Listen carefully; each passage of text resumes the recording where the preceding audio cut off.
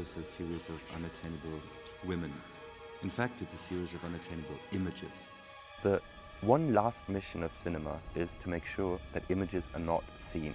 That's why we have DRM, copy protection, rights management, region coding, all that stuff. But if an image is seen, then it tells you one thing. It's not your image, it's their image. You'll never have me. It's none of your business. Don't copy it, don't modify it, just forget about it. You can't just say, hey, it's just the movies. It is reality. It's a very specific reality of properties. Radio, television, newspapers, film. At the heart of all of them, there is a very clear distinction between the producer and the consumer. And the idea was a very, very static one, that here is a technology that allows me to communicate to you, but it's not really a conversation that one has in mind. It used to be if you had a radio station or television station or a printing press, you could broadcast your views to a very large number of people at quite a bit of expense, and a fairly small percentage of the population was able to do that. The materials were produced by some set of professional commercial producers who then controlled the experience and located individuals at the passive receiving end of the cultural conversation. I'm John Wayne.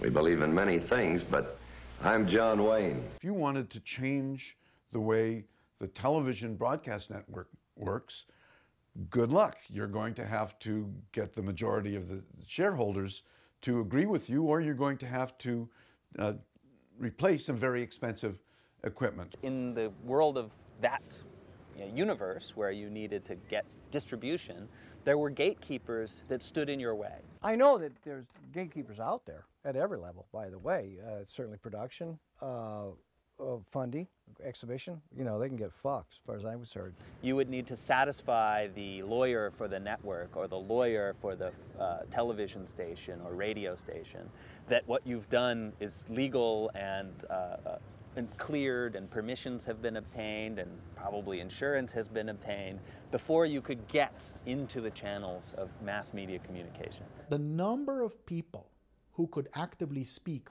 was relatively small, and they were organized around one of the only two models we had in the industrial period to collect enough physical capital necessary to communicate, either the state or the market, usually based on advertising. This is the question that faces us today. If the battle against sharing is already lost, and media is no longer a commodity, how will society change? Those whose permission was required are resisting this transition, because control is a good thing to get if you can get it. The control that used to reside in the very making of the artifacts is up for grabs.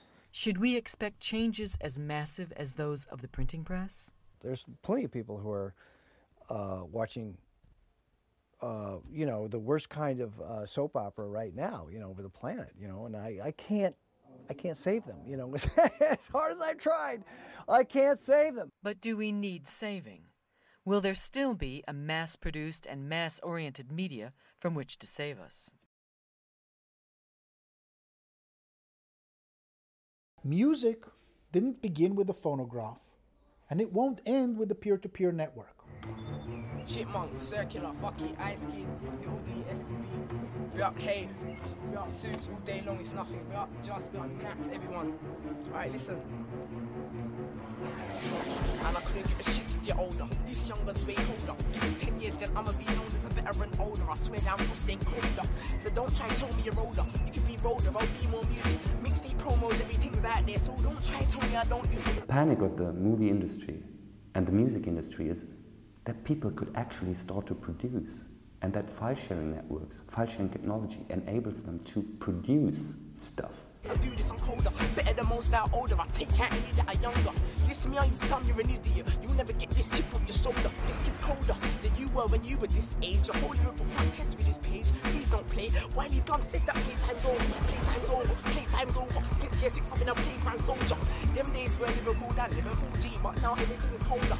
Now it's content flows and everything. Mixtape promos, everything. Won't you name your favorite MC? I write the 60, make him look like anything. People have lamented much the death of the author.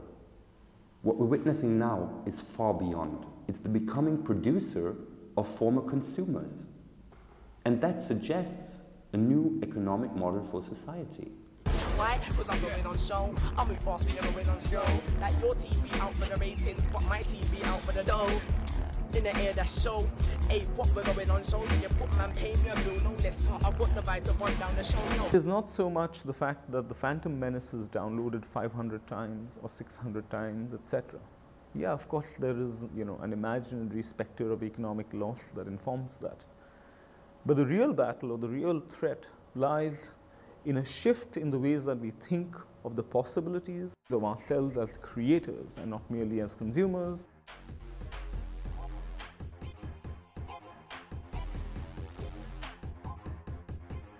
It's like a whole network. This is a song that I've given out, and I've let people download it, and they can download it, do what they want. I've made a blog about it saying, oh look, DJs, you can play this where you want. Like, there's this guy in Brooklyn, and he's just done a remix of it, just like, it's totally different to what I thought, but he's just this guy from Brooklyn, and I really respect that in him, that he came back to me and he said, look, and it's going on his mix album. One of the things that intrigues me tremendously about the proliferation of material that's out there in the world for people to grab is the potential creation of millions of new authors. Thanks to the internet, thanks to digital technologies, the gatekeepers have really been removed. People can take more of their cultural environment, make it their own, use it as found materials to put together their own expressions, do their own research, create their own communications, create their own communities when they need collaboration with others. Rather than relying on a limited set of existing institutions or on a set of materials that they're not allowed to use, without going and asking, please, may I use this? Please, may I create? Basically, in terms of samples, not many people go out of their way to clear samples. Then right about now, like, I've got the things on the fruity slicer, like it's on different keys, so it's just different parts of the sample. Like, it's just some Turkish tune I don't even know who's by. Like, it's just some random sample.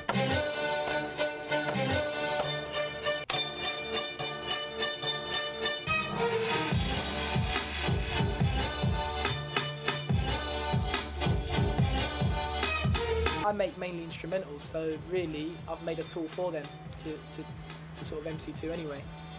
It's good that people are ruthless enough to use another person's tune and record themselves like spitting bars over it. Look, I'm taking over now, been in the game since 2-3 October now. I'm fucking it up, listen to over now. I'm setting the pace, how you gonna slow me down? Look, it's over, clown, I got the skippiest flows in town. Plus, you niggas can't fuck with my wordplay. I switch it back, DJ, bring it back, why? Sometimes you get the big artists freestyle on your stuff and you just sort of put it out there on their CDs and you don't even know about it. We live in this world in which absolute abundance of information is an everyday fact for a lot of us. And this means that we have a certain attitude towards the idea of information as property. It's like you've heard. Sharing it is in our blood. So the struggle to hold on to knowledge and creativity as a commodity, by force, it's going to be met by our strong urge to share, copy, and cooperate. Kids, if they sample my music to make the proper music, that would be another good thing as well. I would like that as well. I want them to do that. Like, if I made an old tune, take a bit from it, drop something over it, and make it music, make it big. If you can do that, do that. When you put primary materials in the hands of ordinary citizens, really, really interesting things can happen. I ain't no musician. Like, I just know how to make things sound good. I want to make people realize their own value. I want them to realize that they are the masters of their own content, that they create something, they can share it. If someone else created something, they can contribute, they can help, they can get it and use it the way it's supposed to be. So it's a terrorism of the mind that actually sustains concepts like intellectual property. It's a terrorism that's grounded on an idea of a brutal repression of that which is actually possible. If everything is user-generated, it also means that you have to create something in order to be part of the society. I think one of the things that we are seeing coming out is a culture where things are produced because people care about it, and not necessarily because they hope other people will buy it. So what we will see is things made